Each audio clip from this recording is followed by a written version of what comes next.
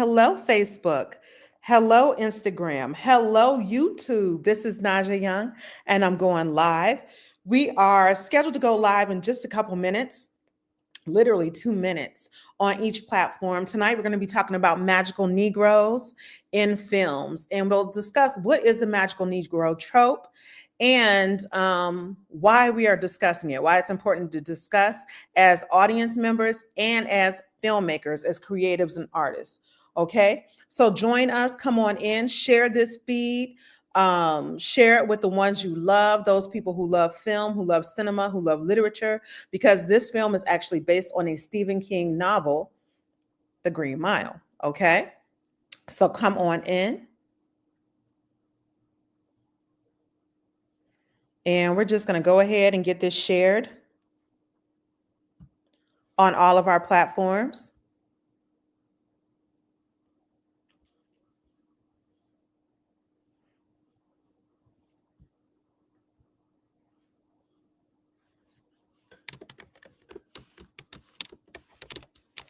Yes, I am doing everything. I need to go ahead and hire one of my former students so that they can go ahead and be the moderator on these platforms. But I want to thank you all for joining me this evening. My name is Naja Young. For those who don't know, all right. So we're going to give everybody just a minute to come on in and get comfortable as we discuss the magical Negroes of film and television. Tonight, we're going to specifically be discussing The Green Mile, which is based on a story, a novel written by Stephen King. So that's what we're discussing this evening. I hope that you all can join us. Tell other people to join us as well. Again, we're live on 3 platforms right now: Instagram, Facebook, and Camille121 YouTube. So thank you to everyone who's joining on all of these different platforms. We're going to be talking about magical Negroes in film. All right. It is 7 p.m. Woo, woo, woo, woo, woo. We're about to get started. So I'm very thankful to be here this evening. For those of you who don't know, my name is Naja Young. That's Naja, Najaa Young. I have an MFA in film and motion picture, television, and recording arts, or film production, from Florida State University. I am currently a filmmaker, and I've also been a professor of film. Just as recently as August. August marked my 10th year as a professor in higher education, teaching film and entertainment studies, and also digital media and design. So thank you all for being here this evening. If you're in the house right now, I want you to go ahead, wave, say something, let us know that you're here. We're going to go ahead and get started in just a couple minutes.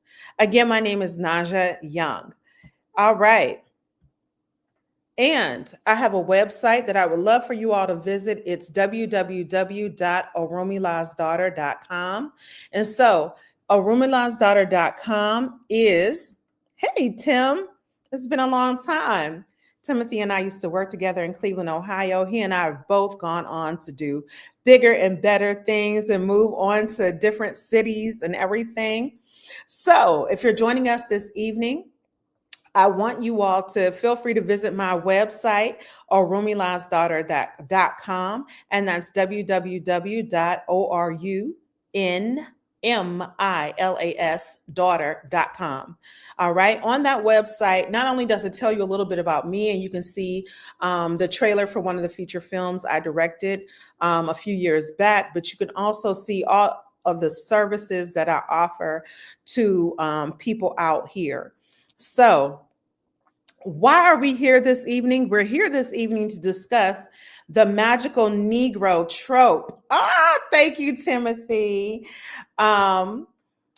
The magical Negro trope that we see in film and television, and why it is important. And for some of you, you're probably sitting back going, what is a magical Negro? I don't even understand what a magical Negro is. But a magical Negro, just so you all know, the magical Negro is literally, Timothy, the compliments, you got to stop. Thank you, babe. I love to inspire others. I hope I also pray for inspiration for me. You are a magical Negro, but you're going to be better than this trope that we see in film and television. So, the magical Negro, just so you all know, is the Black person that's in the film or television show that is imbued with actual magical powers, right? Or sometimes they just have mother's wit, or what I like to say, common sense, right? They have common sense and an intellect and logic that their white counterparts do not necessarily have. And in the film or television series that we're watching, these Black characters merely exist to support their white counterparts. So, this evening, we're going to be discussing The Green Mile, which I told you all is based on a story written by Stephen King. All right. It's based on a story written by Stephen King. And The Green Mile is a film that essentially follows the story of Paul Edgecomb. He's the head guard of a prison in Louisiana, and he meets an inmate named John Coffey. John Coffey is a Black man who's accused of murdering two little white girls. And Paul's life is changed drastically once he discovers that John has a special gift. Okay. He's got this special gift. Now, I don't want to give too much away because honestly, I want you all to actually watch the film. As a filmmaker, particularly a screenwriter and director, I'm watching the film and I have to tell you, I was prepared to hate it. I was prepared to hate it from the moment that it came on. The film is directed by Frank Darabont, and the screenplay is by Stephen King and Frank Darabont. So, and the film stars Tom Hanks, Michael Clarke Duncan, and David Morse. I have to say this because I have to be honest. It's a beautiful film. Damn it, it's a beautiful film. God damn it. Because I was prepared to, like, from the moment this film started, hating it. Because my parents, God bless their souls, Ibaye Tonu, my parents watched this film and they said, oh, it was so sad. It was heartbreaking. And I don't like to watch sad films all the time, but it's a good film. It's well written. Of course, the acting is superb. And honestly, the directing is superb as well as the cinematography. So for those of you sitting back going, what is cinematography? It's how the film is actually shot. The angles that the film shows, the lighting and everything else. Hey, Mick. So the film in and of itself is a beautiful film. The problem with the film, and my problem with Stephen King, and I'm a huge Stephen King fan, right? Happy belated birthday, Mitt. My problem with Stephen King and others who write Black characters is that, and these are non-Black people who are writing Black characters. My problem is that they oftentimes imbue Black people with certain powers, right? And certain common sense, mother wit, if you will, logic. But none of these powers or logic are used to the benefit of the Black character. They're always used for the benefit, for the upliftment, and improve the lifestyle of their white counterparts, who are generally the main protagonists. They're the stars of the film. The story is really about them. The Black person is ancillary. We're secondary. We're merely existing in the world of the film or in the world of the story to help white characters achieve their goals or to find some sense of humanity. What's up, Arnitras? Thank you for joining. My Instagram is popping right now. If you're on YouTube or you're on Facebook and you're watching right now, go ahead, drop us a line, tell us you're there. I'd love to shout you out and say hello. There are so many beautiful and talented people in my life that I feel indebted to, that have shared their life and their journeys with me. And I want you all to definitely say something so I can shout you out. But this evening, we're talking about the magical Negro. The magical Negro is this character. You might even know the magical Negro if you watch a lot of film and television as the Black best friend. Okay. The Black best friend is the person who, while they don't have magical powers, they exist to solve the problems of their white counterparts. Now, in older films that are not fantasy based films, in these films, they oftentimes are the mammy, the butler, the cook. They exist in some sort of subservient role. And so I would say we're talking about, if we're thinking about the earliest moments in film, we're talking about film since the beginning, right? Up until I would say definitely the 1960s. 1970s, we start to see a bit of a shift, right? So we start to see Black people not portraying stereotypical roles and subservient roles to white people, meaning they play the nanny, the cook, the butler, the secretary, right? They generally are playing, up until about the 1970s, that's what you would have. In the 1970s, you start to see a shift. You see the rise of Blaxploitation films.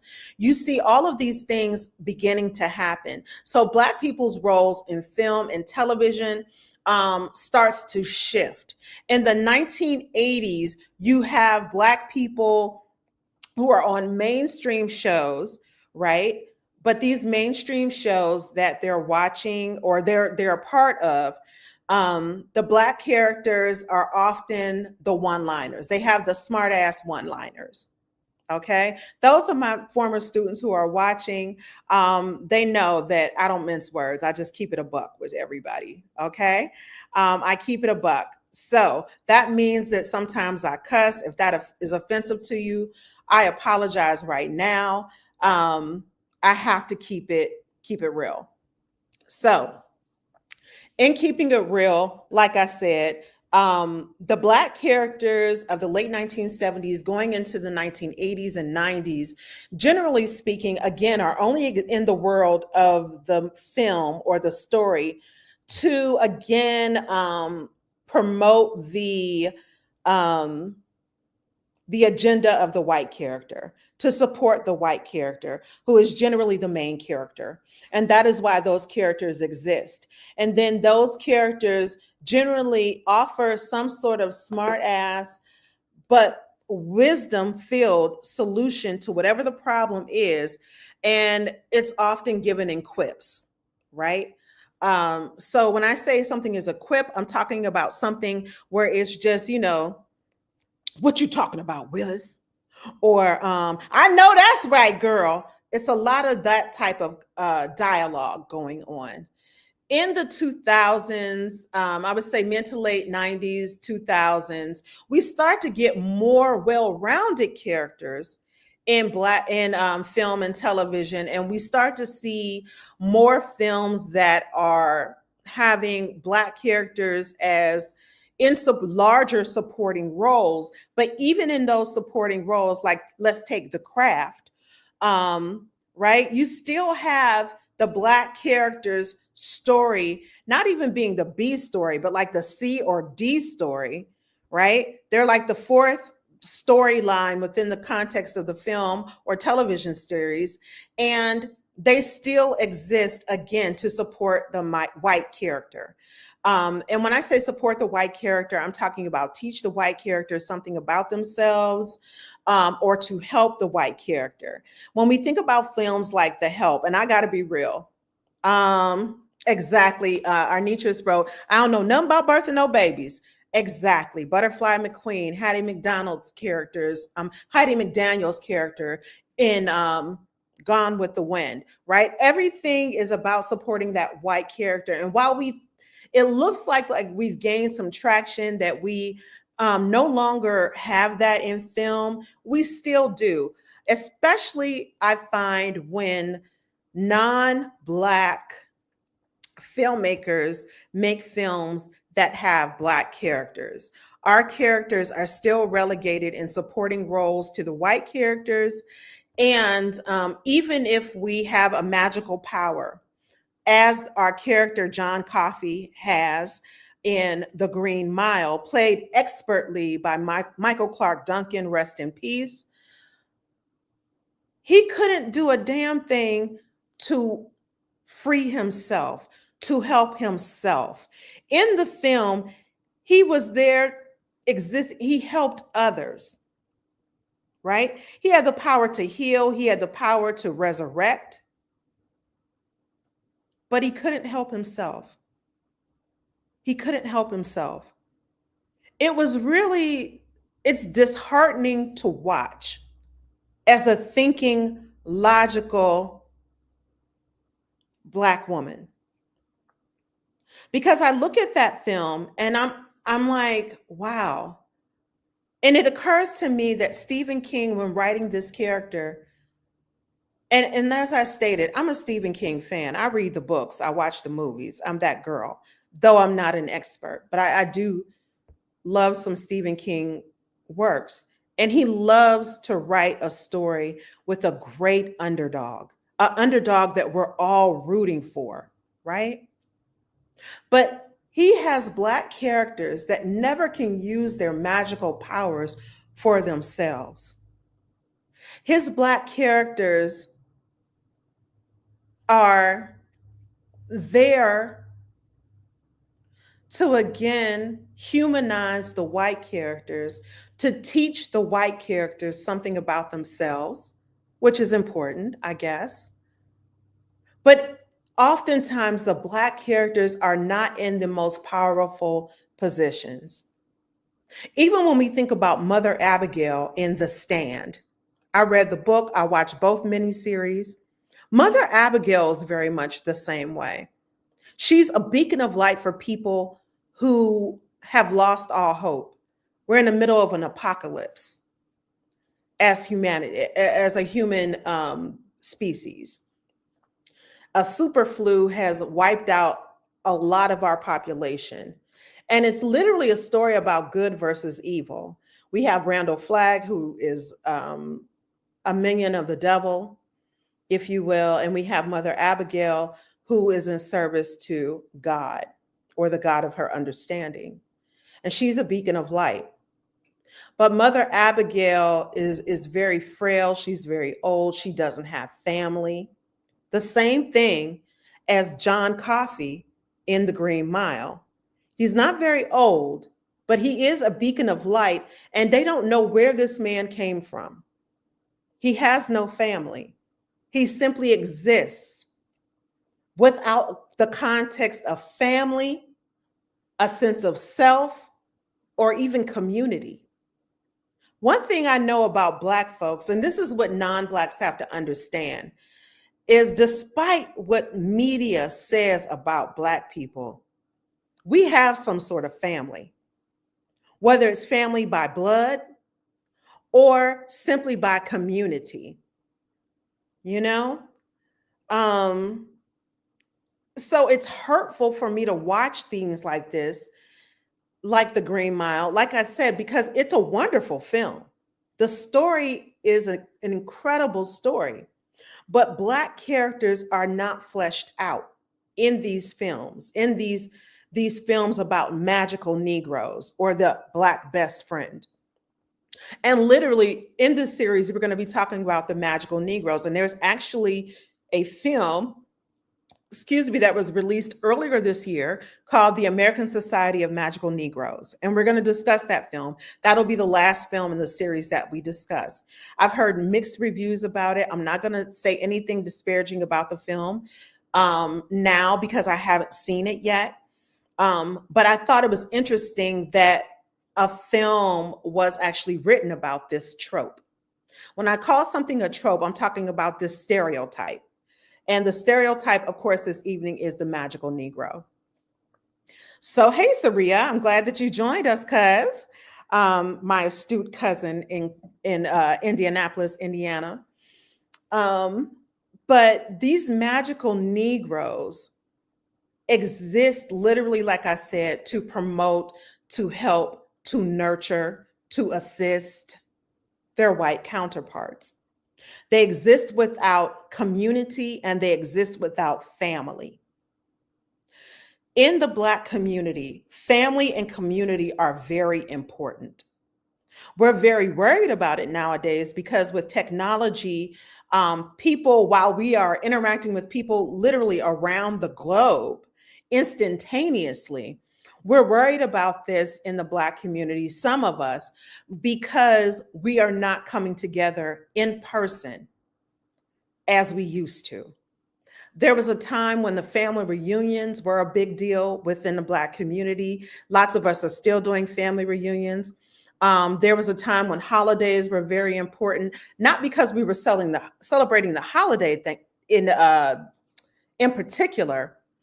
Take Thanksgiving, which was last week, but the fact that Thanksgiving was a time when we could come together as a family. We weren't thinking about some pilgrims and some Indians, Native Americans.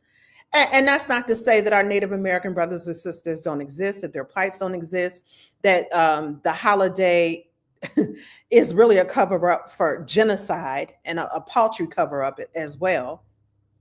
But we celebrate it as colonized people, as formerly enslaved people, because it's a time where we can get together as a family and most of us don't have to work. It's a time for us to get together and celebrate one another. And when I watch a film like The Green Mile, that is what is lacking. John Coffey has no family, no community, but he has this magical gift. And not only does he have a magical gift, he is generous with it.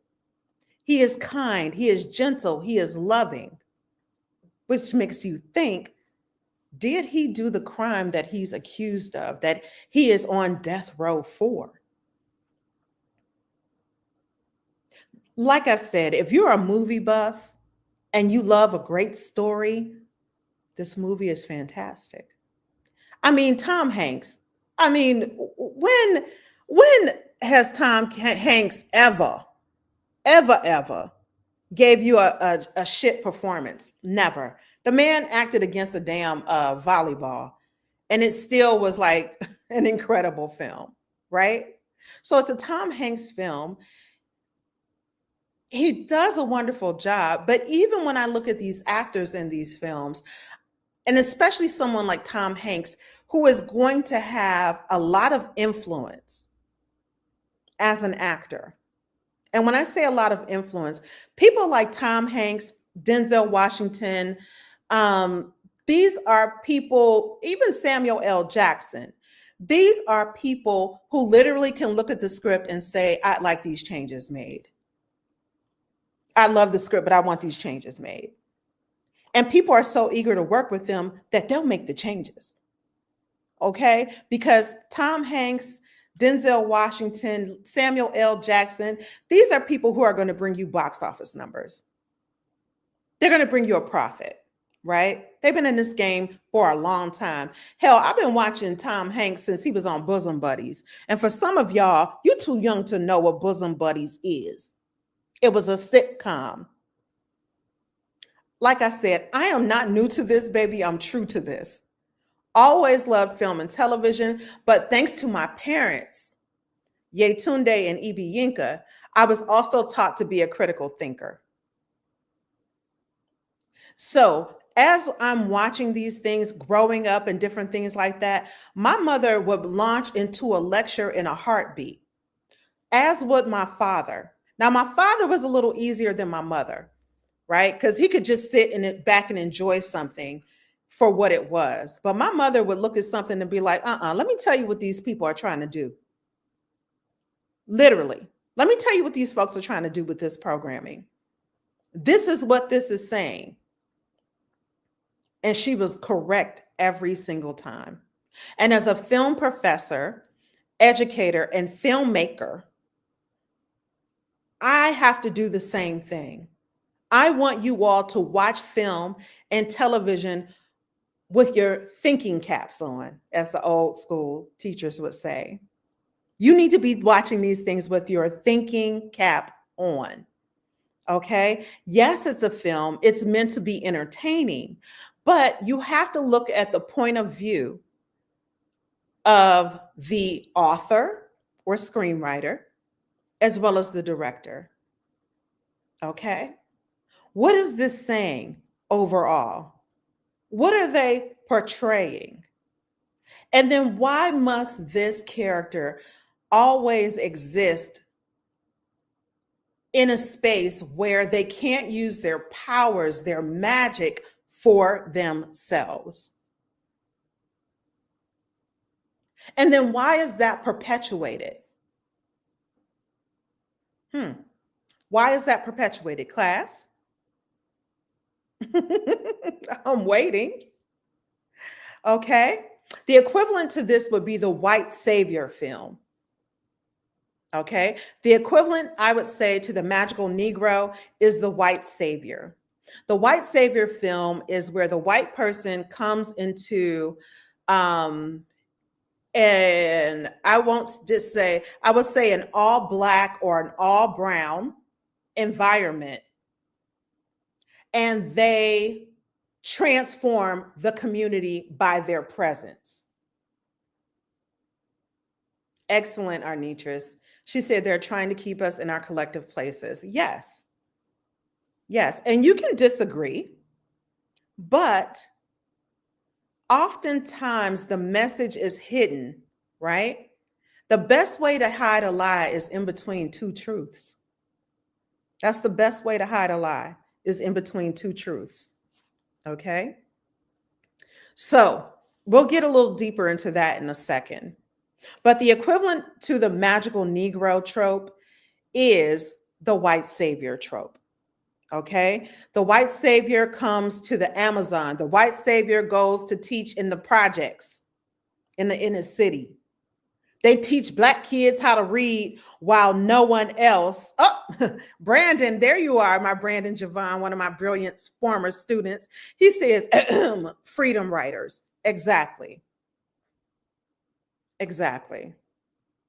The white savior comes in and they teach these poor Black and brown children how to read. Dangerous, what is it? Dangerous Minds, I think, with Michelle Pfeiffer as well. Listen, I've been an educator for a long time. I've been working in arts education literally since I was about 16 or 17 years old. I've been teaching in higher education for the last 10 years. I just took a break. I also taught fourth grade for a year. Ooh, that was, baby, I could write a book in a charter school in Ohio. Ooh, I could write a book. But let me say this. Very seldomly in those situations did I see an actual white savior in the wild. I met some really cool white instructors and white artists. And I have to say that in observing their interactions with Black and brown students, there was a level of indifference there. Indifference.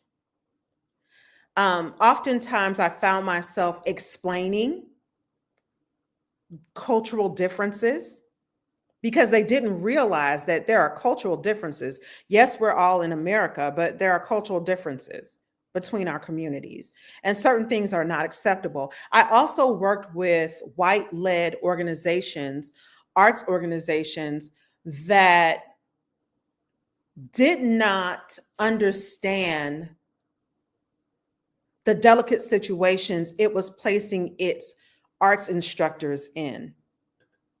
Example, we were doing a program in government housing, AKA the projects in Cleveland, Ohio, on the west side. A lot of the buildings have very poor lighting, very poor ventilation. And if you went in that building and didn't come out and no one saw you go in, there was very much a high, like anything could happen and no one would know you were in danger.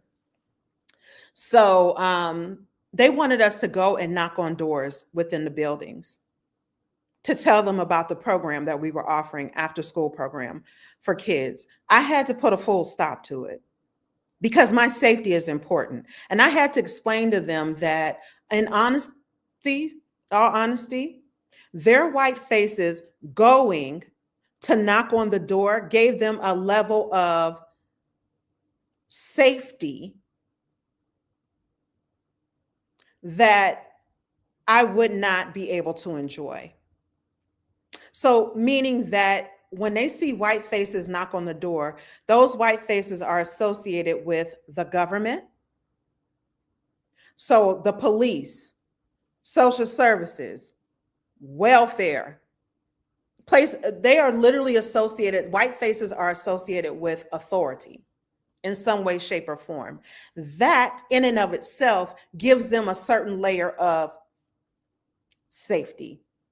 But even for them, this wouldn't have been safe for them to go into these places and knock on doors in these small, congested buildings where anyone and anything could be behind those doors.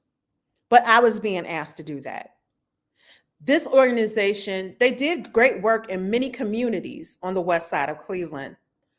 But I did feel as though while the arts definitely united us, they didn't take certain cultural, they didn't have certain cultural sensitivities. They didn't. And if I were to point this out to the person who was leading this organization, he probably argue me down. Yes, he's been doing this for a long time. I mean, decades. He up in and of himself, he's sort of like an institution there. However, there's always something for you to learn. And I feel like when you get this white savior complex, it's that I know best because I've been doing this for 20 or 30 years. Yes, you may have been doing this, but you go home at the end of the day to your nice white family. And you're a part of that community. You're not a part of the Black or brown community that you are serving. You're still an outsider. There are still nuances that you don't recognize or acknowledge or respect. When I worked in LA, I was auditioning to work for an arts organization that served a largely Latino, Mexican, and Central American population. I listened to them make jokes about the people they were serving. Oh, geez, he's probably, this kid couldn't have been more than 14 or 15 years old. They joked, I bet he has a whole family now. He's probably got 6 or 7 kids now.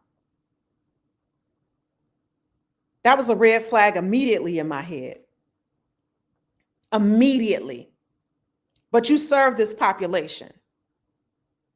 Then when we went to a school, this was the longest audition ever to work for this jive ass organization. Went to a school, one of the young boys, the little boy, Black boy, I'm looking at the little boy and he's raising his hand every time we ask the question and we're doing a workshop. He raises his hand, he's eager, he's shouting out answers. After one of the guys who runs the organization, white man, says, "Oh my God, what was wrong with that kid? He needs some riddling." He made a disparaging comment about him. And the first thing I said was, no, I didn't see it that way at all. I saw a child that was being neglected elsewhere and just wanted some attention. And he said, "What do you mean by that?" And I looked at him and I said, well, the little boy still had sleep in his eyes. His face was ashy. His shirt was dingy and his braids were fuzzy. I said, clearly nobody looks at him before he leaves the house in the morning. Black mothers do not let their child that they care about and love leave the house like that. Am I lying, y'all? Black mothers grease your face up in the morning, brush your hair back, even if they couldn't redo your braids. Your shirt is clean because if it's not clean, everybody getting cussed out in the morning. You got to have on clean clothes. And you are lotioned and greased up from top to bottom. This child was not like that. That child was being neglected. That white man looked at me like, huh. I knew good and damn well after that I wasn't going to get that job. And guess what? I didn't want to work for them. And I was poor as hell living in LA. That's a whole nother book and movie, the LA years. But I knew I couldn't work for these people in good conscience because they didn't respect the people that they served. And in white savior films like The Blind Side, thank you, and all these other films, what they don't show is the lack of respect for the people that these quote unquote white saviors are servicing. When I would work even with some of my college students, I had to let them know that you thinking that you're getting over on these professors is false. It's false. You're not getting over on anyone. And they're telling me, oh, certain professors, well, they don't really check your homework. You just get an A for turning it in, or you just get points for merely signing into the discussion board and putting your name there. And I had to let them know, oh, that professor is doing you a disservice. Why? Because they don't even think you're intellectually able to complete the assignment. These are professors who are going home at the end of the day and they're talking about you to their friends and family, and not in a good way, love. Not in a good way. These are not good people. Oh, I work with, and the first thing some of these quote unquote white saviors will say is that, oh, I work with disenfranchised populations, BIPOC, Black, Indigenous, people of color. And I'm like, oh, okay. Do you hold them to the same academic standard that you would their white counterparts? Or are you somehow lessening it because you think these students are intellectually disabled in some way, shape, or form? And don't get me wrong, I had a lot of students that I'd be like, they've been done a disservice by the educational system. But my job is not to keep perpetuating that cycle, right? My job is to still keep my standards high and help them to reach a certain standard. And when we look at films like The Green Mile, taking it back, baby, for those of you who just joined us, thank you. When we take it back to The Green Mile and the magical Negro, what I'm basically talking about is not only there is representation there, but the representation is not good. The representation is not good. So we have a Black character that's a supporting character, one of the main characters, John Coffey. But this character is not three-dimensional and not as fleshed out as the other characters. And this is the character that has all the special magical powers. And it's not a fully fleshed out it's not a fully fleshed out character within the context of the story of the film. And that's problematic. That's problematic as hell to me. Hey, Michelle, thanks for joining us. Instagram's popping. Yeah, that's highly problematic. These Black characters, like I said, in films like The Green Mile, even if we're talking about the miniseries The Stand, and The Stand had Ruby Dee, who I had the pleasure of meeting in person. Oh my God, bless her soul. Goodness gracious. I literally felt like I should curtsy. I was looking at truly, I was standing in the presence of royalty. That's how I felt, and that's how it was. So Ruby Dee played Mother Abigail in the original miniseries, and Whoopi Goldberg plays Mother Abigail in the remake. of The Stand. And these are both, the reason why I'm bringing up The Stand is because they're both written by Stephen King. Okay. They're both written by Stephen King. And these characters, again, exist in their lonesome by themselves without family and without community. Okay. And they exist to protect, to uplift, to heal, and to humanize their white counterparts.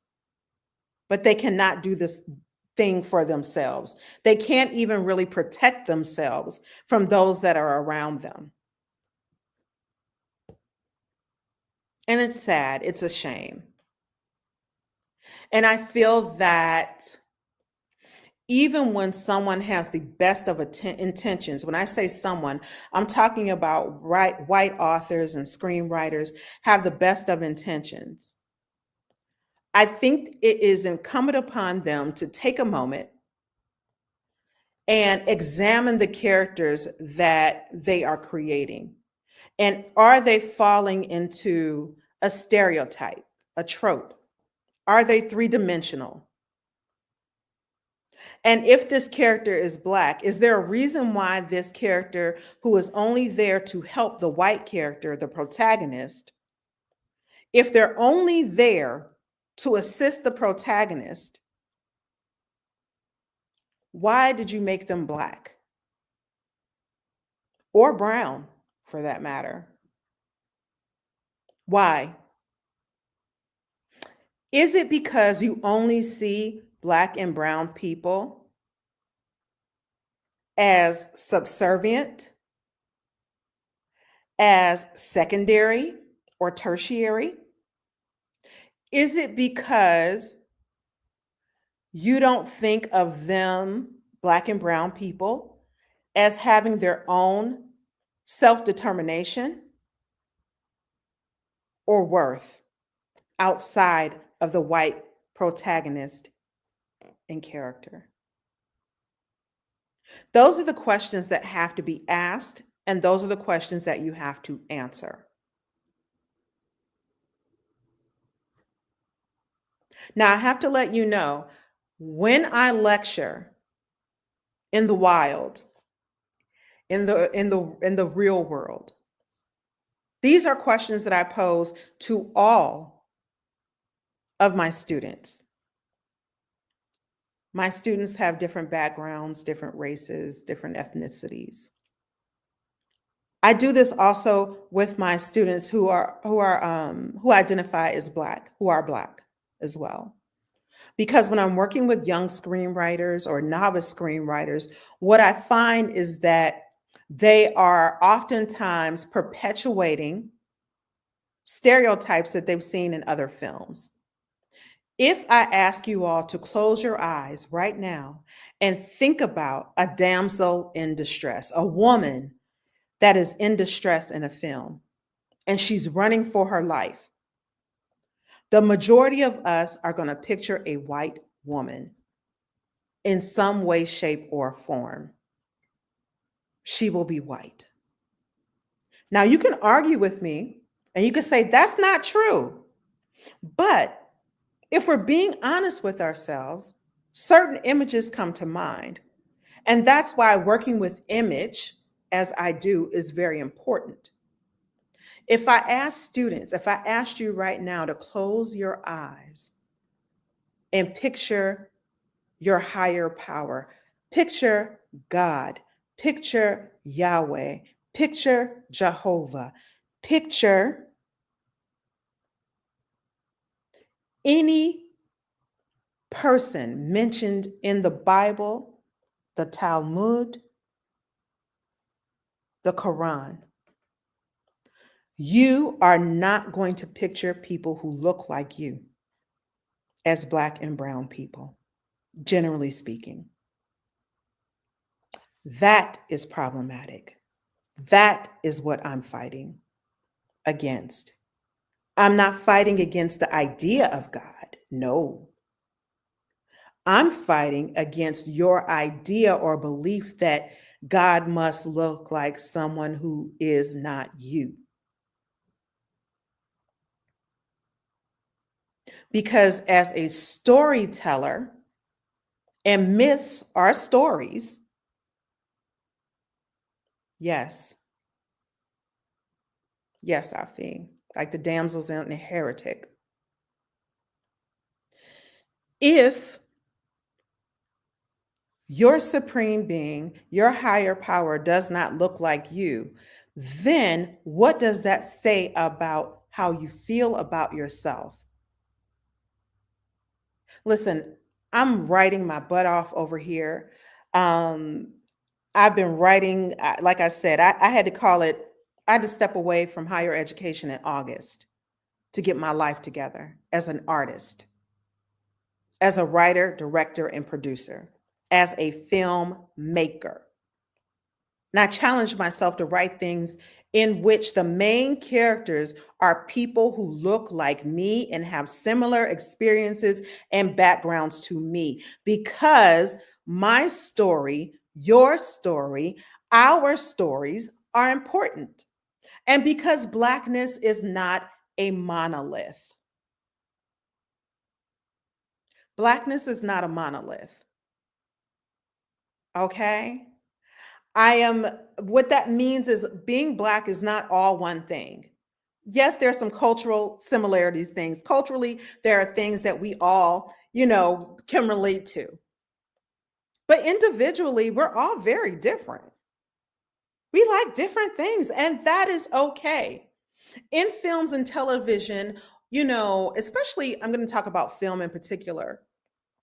White people get to be different. They get to be goth, they get to be emo, they get to be schizophrenic, they get to be psychic, they get to be all of these different things, whereas Black people are not. Oh my God, just talking right now, the next week we're going to do Ghost. Next week, we're doing Ghost starring Whoopi Goldberg, because she was another magical Negro in a film. Her character in Ghost was there to serve the character of Patrick Swayze and Demi Moore, or Demi. Okay?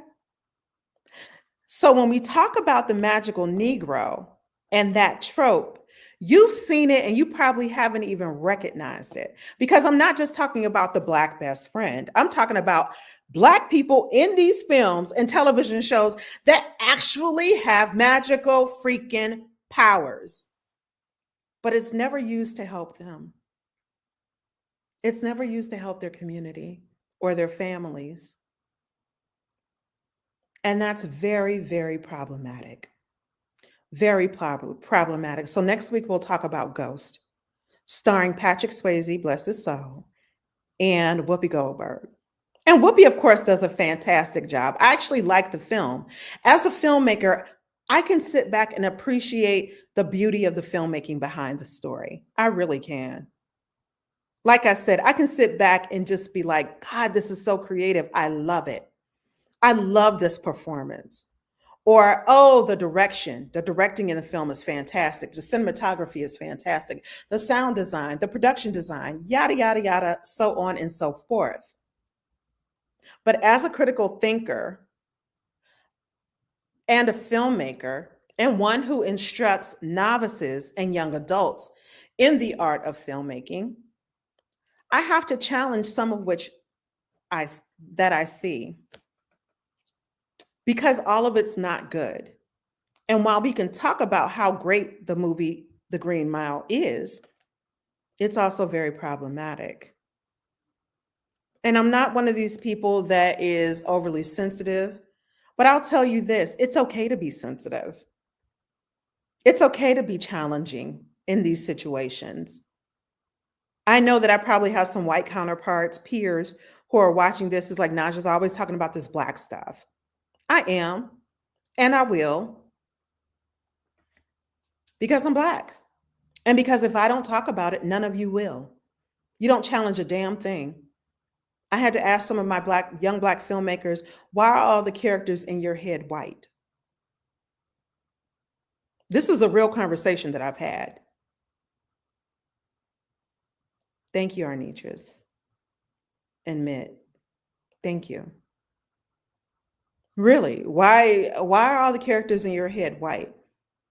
No, it just doesn't make a difference. I'm like, but it makes a difference to Hollywood. It certainly does.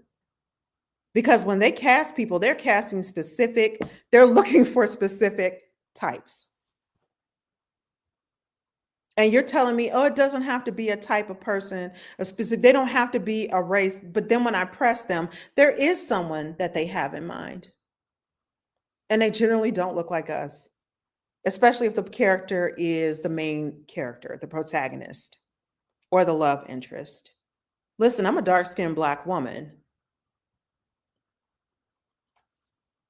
proudly so. But it took me a long time to be proud of it. Why? Because Hollywood taught me, and it taught you, that a dark-skinned Black woman was not the love interest. She was not the love interest. That's what Hollywood taught me. She wasn't the woman that every guy wanted to be with. She was not deemed the most desirable. Right. And why are characters hood? And even when we're watching films, think about your films that are even predominantly Black, set in Black neighborhoods.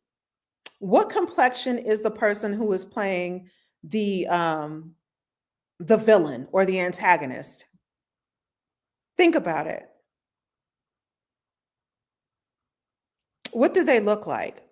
What does the undesirable girl or woman look like in that film? Now I want you to think, what does the desirable woman look like? Also, what does the protagonist, the Black hero, look like?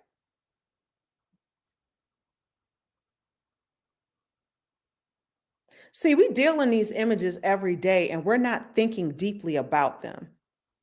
And it's time, high time, that we start thinking about them. It is high time that we start thinking about them.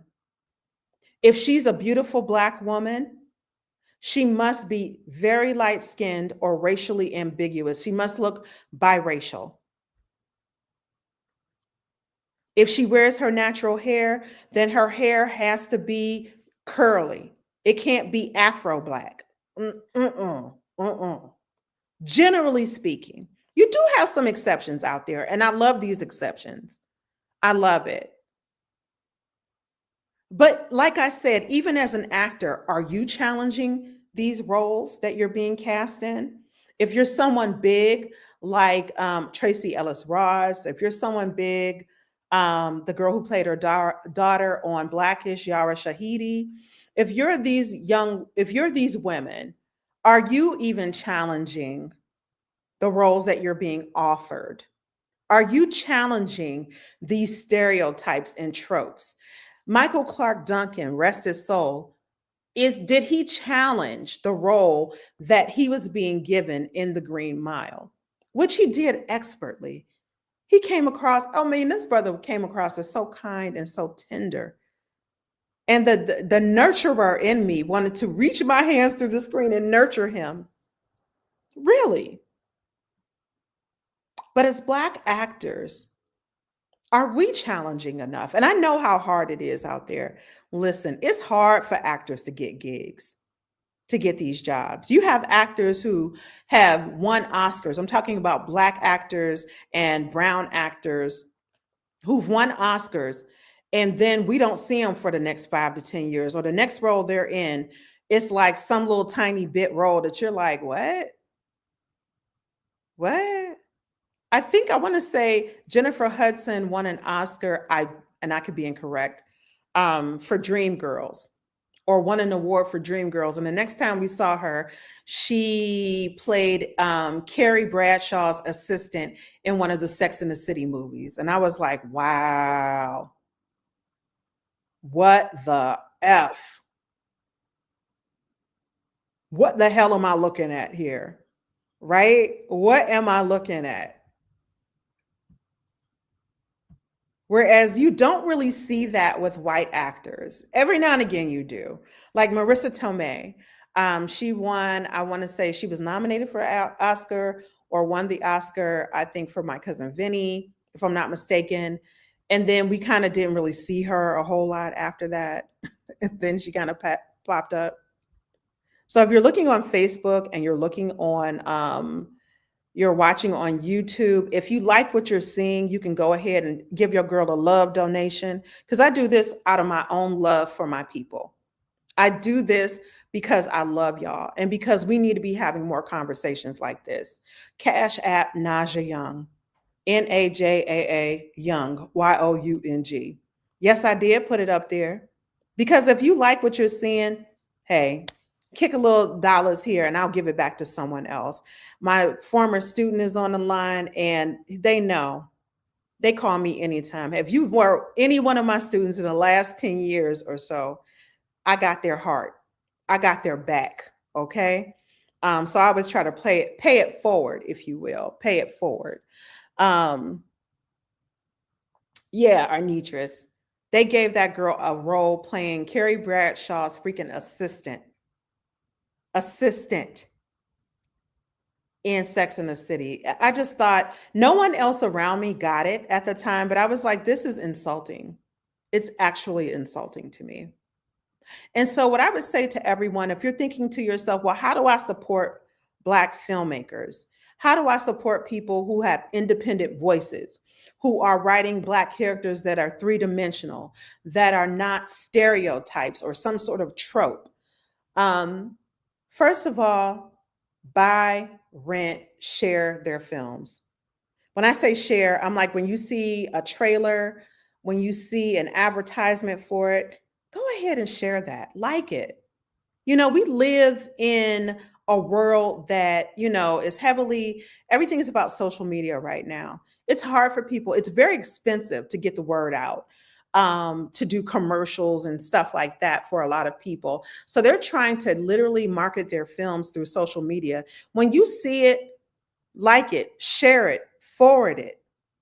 Okay. Also, when these films come to your city or you see a young Black filmmaker who's making something and it looks interesting to you, because I'm not trying to force you all. No one's putting a gun to your head telling you watch something you wouldn't be interested in.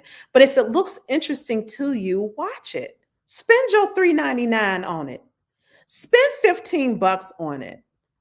Watch that. I appreciate everyone who's watched my film, Blood First.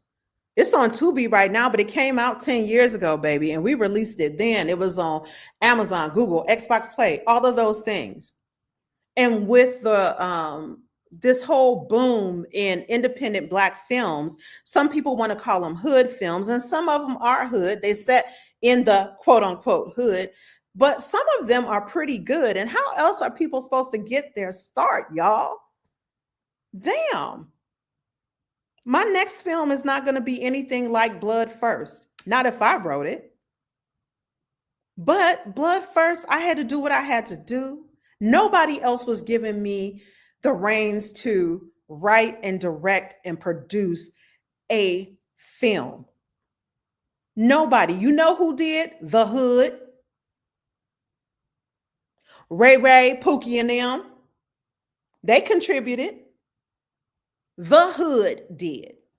The Hood said, we want to see what you got to say. And the Hood liked the movie. And I try to put some stuff in there, inject some real nuggets of knowledge in there, because I have to meet the people where they are. But now we've had plenty of time to meet the people where they are. I'm ready to elevate the conversation. So when you watch these videos and you invest in me, your time or your money in me as a filmmaker, know that I am committed to elevating the conversation, to expanding the way that Black people are portrayed in film and in television. Because we're more than strippers. We're more than chicks just fighting for no damn reason on Zeus and Now That's TV. We are more than Hustle and Flow, which, by the way, was written by a white man and directed by a white dude, Craig Brewer. Yeah. See, you got to know, you got to have knowledge, baby. Who's perpetuating some of these images? And I probably, all of those, I've never seen the film, but all of the actors that were in that film, basically, I respect, especially those Black ones. They've been working for a long time, and it's hard in Hollywood. And they got mortgages and bills and everything else, just like we do. And if they don't work, they don't eat, period. So sometimes they take roles that may not be their ideal role, but they take in the work where they get it. Okay? So when you support me, that's what you're doing. You're helping us broaden this conversation, broaden people's frame of reference. You're helping a Black filmmaker do their work to put out something that we have three-dimensional characters where we can have magic, and we use our magic for ourselves, for our communities, for our families, where we create three-dimensional Black characters that exist on their own within their within their communities, and are not just there to serve the agenda of their white counterparts. Okay? So when you see a film or a TV series written, directed, or produced by like a Barry Jenkins, watch it. Barry's a great guy. Haven't seen him in years, but I remember when he was in film school. He was in an undergrad program. I was in a grad school program. He's the brother that won an Oscar for Moonlight, which was an incredibly wonderful film. Beautiful film. Okay. His series, The Underground, was on Amazon. He also did If Beale Street Could Talk, which is based on a story or a book written by James Baldwin, a Black actor. A Black author. Do your research. I need some of y'all to do your research like you was doing research on Summer Walker.